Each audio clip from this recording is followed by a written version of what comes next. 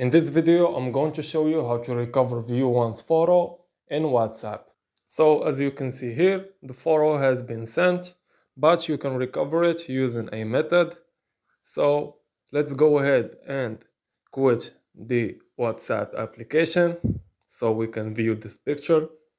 So all you have to do is to go ahead, access the app information by holding on it, then clicking on this icon right here. And then after you do that, just go ahead, give it a moment to load. Then go ahead, enter the storage tab right here. Then clear the cache. This is mandatory to do.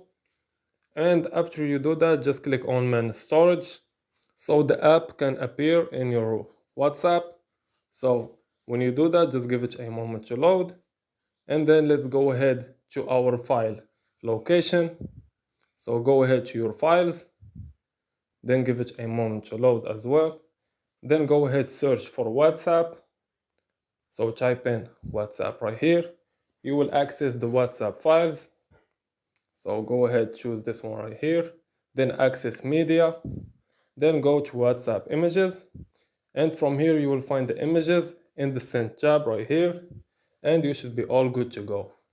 So this was an easy and quick process video. As always, thank you for watching.